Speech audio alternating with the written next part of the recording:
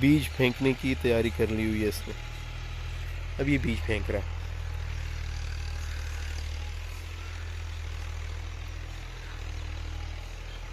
پہلے تو یہ زمین سخت ہے، ابھی پتہ نہیں یہ کیا کہتی ہے. نہیں سخت نہیں ہوگی انشاءاللہ. گند بھی ہے، وہ آپ نے کاٹا ہوا تو نہیں ہے نا؟ نہیں زبردست. ابھی یہ پہلا راؤنڈ لگائیں گے. پہلا راؤنڈ لگانے کے بعد جو ہے ہم پھر یہ بیج پھینکیں گے. اور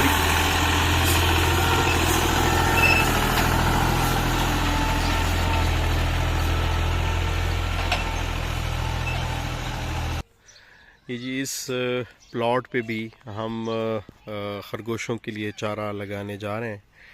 آج انشاءاللہ یہاں پہ چارہ لگے گا. پہلے یہاں پہ جوندری لگی ہوئی تھی، تو جوندری سے ہم نے 2 کٹ لیے ہیں. تیسرا کٹ بھی لے سکتے تھے، لیکن چونکہ اس میں کافی انتظار کرنا پڑے گا اور چارہ کافی مقدار میں باقی کھیتوں سے آ رہا ہے، یعنی یہ چارے کی کوئی کمی نہیں ہے، تو ہم نے اس کھیت پہ کام شروع کر دیا ہوا ہے. اب اس میں یہ جو ڈھیر نظر آ رہا ہے آپ کو، یہ سارا کا سارا ریبٹ کا فضلہ ہے. مکمل طور سے ریبٹ کا جو مینیور ہے یہ وہ ہے. یہ دیکھیے،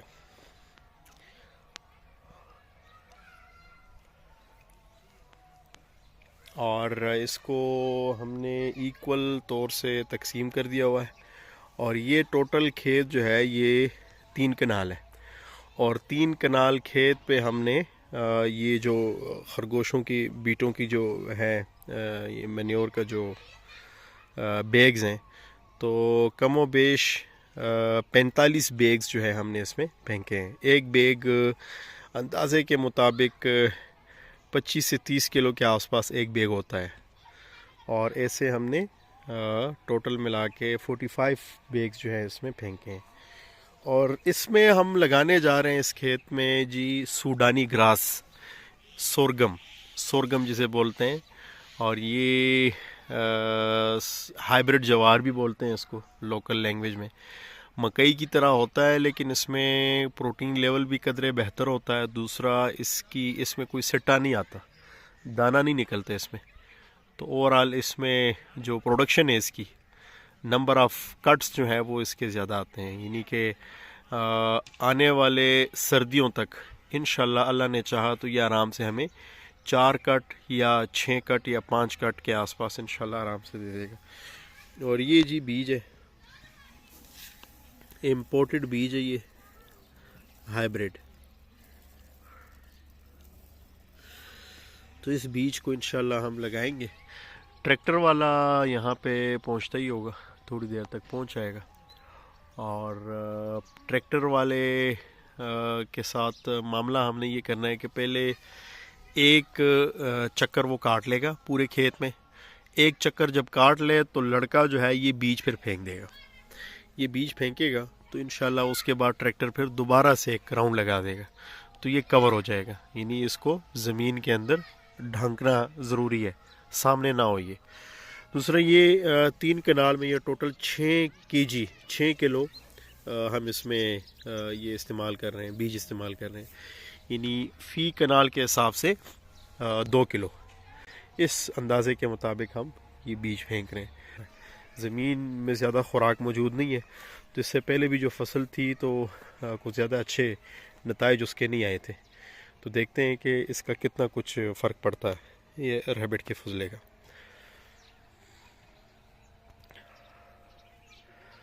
السلام علیکم مولانا صاحب، ٹھیک ہیں؟ یہ خرگوشوں کا فضلہ ہے، تو یہ دنیا بھر کو بھی بتاتے ہیں کہ وہ بھی ہاں، اور فری ہے، کوئی پیسے نہیں گئے نا اس پہ. کام بھی بہت اچھا کرتی ہے. یہ دیکھیں نا، اس میں ہم نے ڈالا تھا نا، اس میں اسی کا کمال ہے. ہاں، یہ مرغوں کے بیٹوں سے بھی زیادہ بہتر ہے. ارے جی ٹریکٹر والا آ گیا. ہاں یہ ٹریکٹر والا آ گیا جی. تو یہ جی ٹریکٹر والا خیر سے آ گیا، اور ابھی یہ پہلا راؤنڈ لگائیں گے. پہلا راؤنڈ لگانے کے بعد جو ہے ہم پھر یہ بیج پھینکیں گے. اور یہ جس طرح ماحول دیکھ رہے ہیں تو بارش کا اندازہ ہے, اور انشاءاللہ 2 دن کے لگ بھگ 2 دن بارش ہوگی مسلسل. امید ہے اس سے بڑے اچھے نتائج ملیں گے. اور جیسے کہ ریبٹ کا فضلہ بھی ہم نے ڈالا ہوا ہے تو انشاءاللہ اس کا بھی دوبارہ سے ایک ٹیسٹ سامنے آ جائے گا کیا رزلٹ آتے ہیں.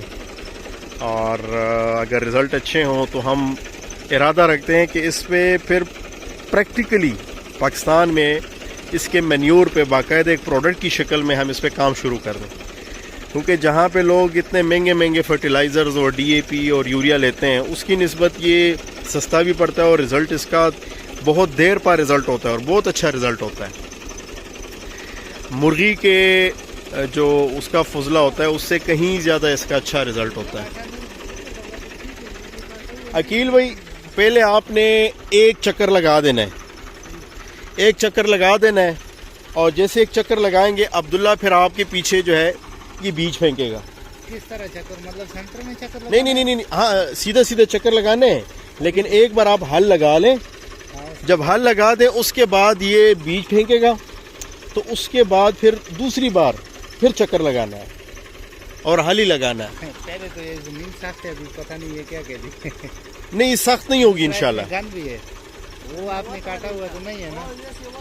نہیں زبردست ہے انشاءاللہ. آپ جائیں نا جی, یہ کہہ رہے ہیں کہ کھیت سخت ہے. ٹائم ہو رہا ہے 4:45. یہ ٹائم کے حساب سے پیسے لیتے ہیں جی. یہ دیکھیں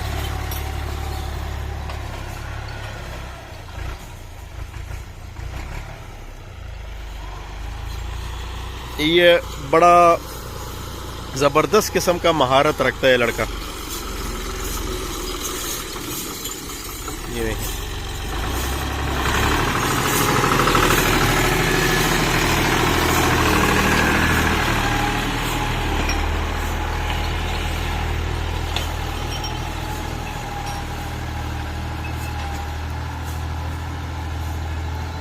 ہاں سخت ہے جی, بعض جگہوں پہ پھنس رہا ہے.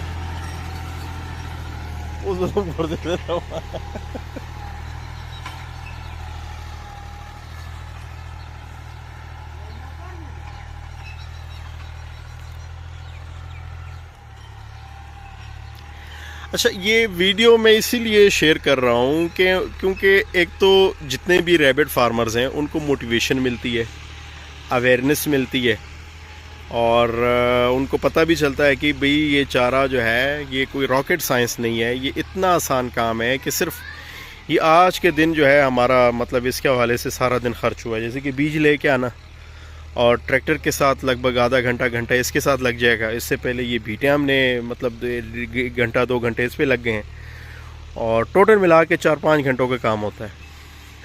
اس میں کوئی اس طرح کوئی مشکل کام نہیں ہوتا. ہاں بیج پھینکنے میں تھوڑی سی احتیاط کرنی ہوتی ہے چونکہ بیج ضائع نہ ہو, یعنی یہ نہ ہو کہ بعض جگہوں پہ زیادہ ہو بعض جگہوں پہ کم ہو, تو ایکول طریقے سے جو ہے بیج کو پھینکنا ہوتا ہے.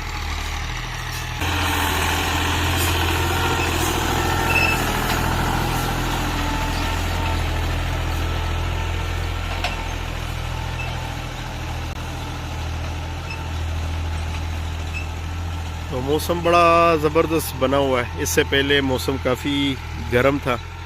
یہاں پہ ایبٹ آباد میں چونکہ دن کے ٹائم دھوپ بہت تیز ہوتی ہے, گرمی محسوس ہوتی ہے, اور رات کے ٹائم موسم کافی بہتر ہو جاتا ہے. یہ رات بہت ٹھنڈی گزرتی ہے, جس کی وجہ سے جو زیادہ شدت والی گرمی اگر ہو بھی تو اس کو کوئی زیادہ اثر نہیں ہوتا, چونکہ جیسے ہی شام ہوتی ہے دھوپ ختم ہوتی ہے تو موسم واپس ٹھیک ہو جاتا ہے. یہ جی ایک بار اس نے ہلکا ہل لگا دیا ہے, اور ابھی عبداللہ جو ہے یہ بیج پھینکنے کی تیاری کر لی ہوئی ہے. اس نے ابھی بیج پھینک رہا ہے.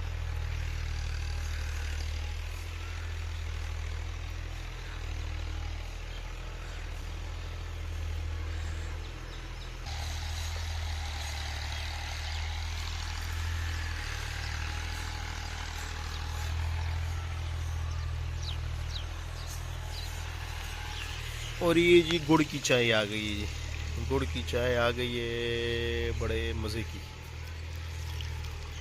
اور موسم بالکل چائے کا بنا ہوا ہے۔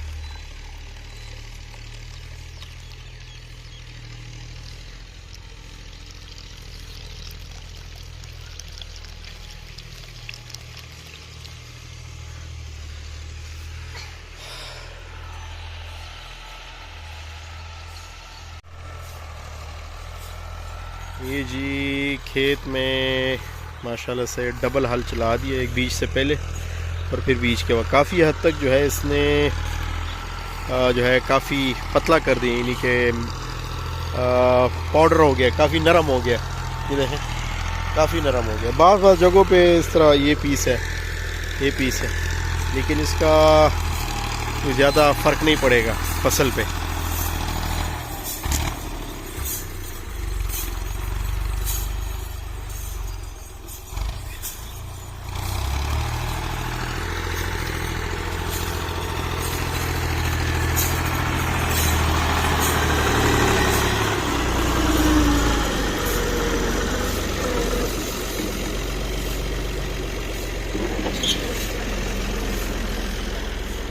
یہ جی خیر سے بیج پھینک دیا اور ٹریکٹر بھی چل گیا، آرام سے سب کچھ ہو گیا جی۔ اب انشاءاللہ بارش کا انتظار ہے، یہ جس طرح دیکھیں